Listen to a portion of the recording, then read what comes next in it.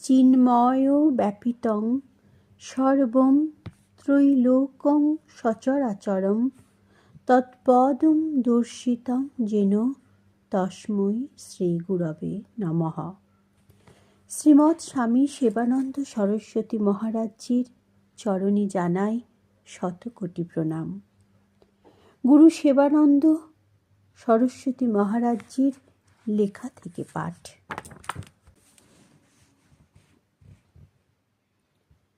একদা নারদজি বৈকুণ্ঠধাম গিয়া দেখিলেন স্বয়ং ভগবান ধ্যানে রত।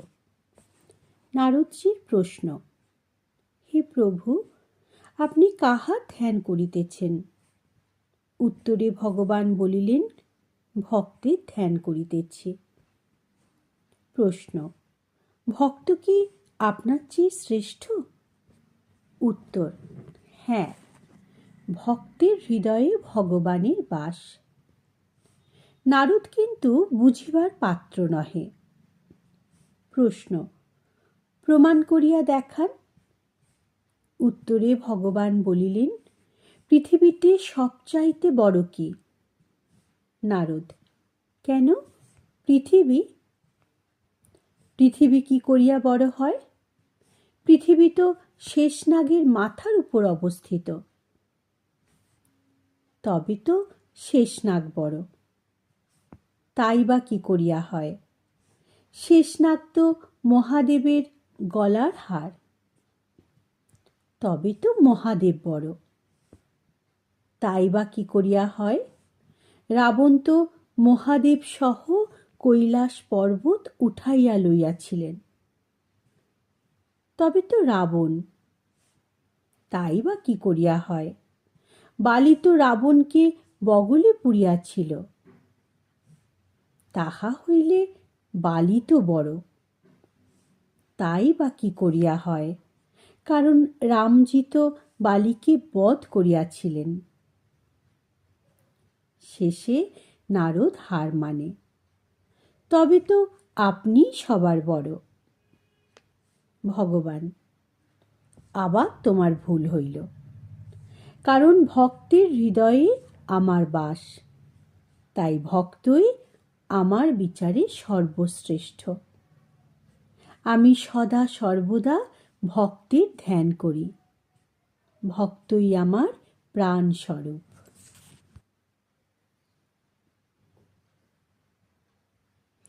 সাধনার চরম অবস্থায় সাধকের মধ্যে যেসব লক্ষণ পরিলক্ষিত হয় তাহা হইল, এই অবস্থায় সাধক একেবারেই শান্ত, সর্বপ্রকার বাসনাশূন্য, উৎকণ্ঠা রহিত, সম্পূর্ণভাবে নির্লিপ্ত, যদ ইচ্ছা লাভ ও সন্তুষ্ট, আত্মচিন্তায় একেবারেই ভরপুর, কর্তব্য ও অকর্তব্য সম্বন্ধে নির্বিকার, সুখ ও দুঃখে সমজ্ঞান, শত্রু মিত্রে সমভাবাপন্ন,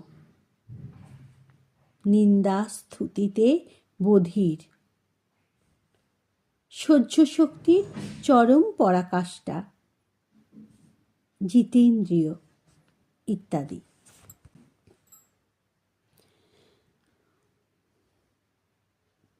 এক মহাত্মা ধ্যানে মগ্ন।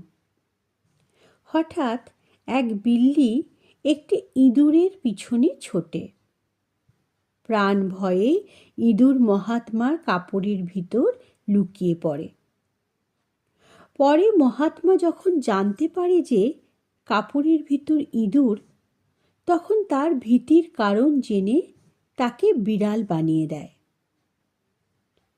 কিন্তু কিছুদিন বাদ ওই কুত্তা ওই বিড়ালকে মারার জন্য পিছে ধায়। সাধু তখন বিড়ালকে কুত্তা বানিয়ে দেয়। শেষে বাঘ যখন কুত্তাকে মারার জন্য পিছু লয়, তখন সাধু ওই কুত্তাকে বাঘ বানিয়ে দেয়। এখন বাঘের তো খল স্বভাব, সে সাধুকে মারতে উদ্যত হয়। সাধু তখন ওই বাঘকে পুনরায় ইঁদুর বানিয়ে দেয়। এটি নিছক ইঁদুরের গল্প নয়।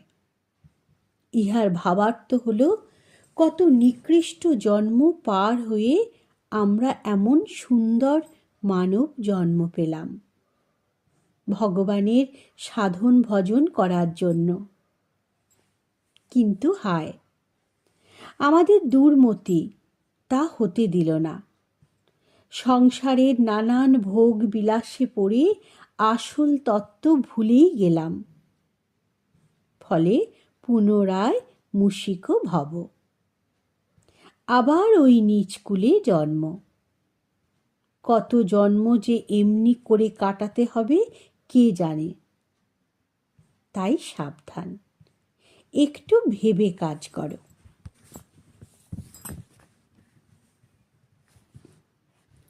জীবন চক্রে জন্ম বৃত্তান্ত।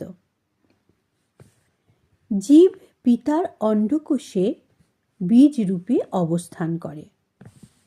পরে ক্ষেত্র অর্থাৎ মাতৃগর্ভে ওই বীজ নিক্ষেপিত হয়। তখন অতি সূক্ষ্ম অবস্থা। 10 দিন পর ফলের আকার ধারণ করে। 1 মাসে মাথা তৈয়ারি হয়, 2 মাসে হাত পা, 3 মাসে নখ চুল, 4 মাসে 7 ধাতু যথা বায়ু, চিত্ত, কফ ইত্যাদি, 5 মাসে ক্ষুধা তৃষ্ণা, 6 মাসে মাতার গর্ভে ভ্রমণ। এইভাবে জীবকে মল মূত্র শ্লেষ্মার মধ্যে থাকতে হয়। ইহা ছাড়া গর্ভাবস্থায় জীবকে নানান কষ্ট সহ্য করতে হয়, যথা হঠাৎ আঘাত, মাতার আহারে লবণ, ঝাল, টক, মিষ্টি ইত্যাদির কষ্ট শিশুকে সহ্য করতে হয়। এক কথায় খাঁচায় আবদ্ধ পাখির মতো নানান কষ্ট।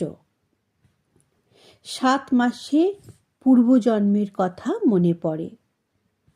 গর্ভাবস্থায় শিশু প্রভুর শরণাগত হয়।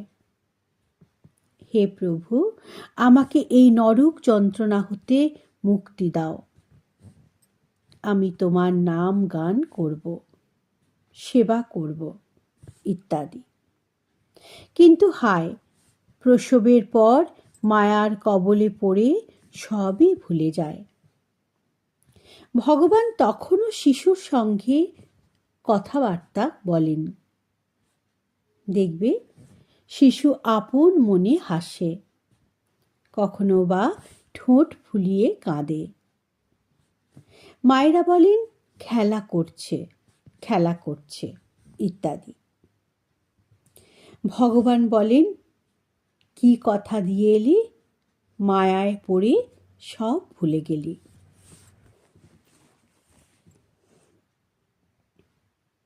সাধনা করে মনকে শুদ্ধ করো, সকলের মধ্যে ঈশ্বর দর্শন করো। তুমি যখনই কাউকে কুভাব দৃষ্টিতে দেখবে, ঠিক তখনই তার হৃদয়ে অবস্থিত ভগবান তোমার মনের ভাবটি জানতে পারবে। ইহাই সাইকোলজি অর্থাৎ মনোবিজ্ঞান। তাই সকল জীবকে শিব জ্ঞানী পূজা করো, সেবা করো। ইহাতে ঈশ্বর তোমার মঙ্গল করবেন। তুমি যদি কোনো উৎকৃষ্ট বস্তু পাও, তবে তাহা তৎক্ষণাৎ সকলের মধ্যে বন্টন করে দাও। দেখবে কি তৃপ্তি। জীব সেবাই তো ঈশ্বর সেবা, তাইতে এত আনন্দ। আশ্রমে একজন দান করেন, শতজনে তাহা ভোগ করো। ইহাই ঈশ্বরের উৎকৃষ্ট সেবা। আমরা বলি মুক্তি চাই। ঈশ্বর কৃপা চাই, চাই তো চাই, কিন্তু পাওয়ার কঠিন পথ জানি না, তাই পাই না। কিছু চতুর শ্রেণীর লোক আছে, তারা ভাবে ঝেড়ে ঝুড়ে যতটা পাওয়া যায় ততটাই লাভ। মূর্খ, তুমি নিজেই নিজের সর্বনাশ করছো। ঈশ্বর অন্তর্যামী, কিছুই তাঁর অজানা নাই। তাই কাউকে ফাঁকি দিও না, নিজেই ফাঁকিতে পড়ে যাবে। পরিণামে তুমি ও তোমার বংশজাত সন্তানগণ চরম দুঃখ ভোগ করবে। তাই সেবানন্দের কথা শোনো, সৎ হও, পবিত্র হও, শুদ্ধ মন নিয়ে মানুষের সেবা করো, দেখবে কত শান্তি। ওম শান্তি।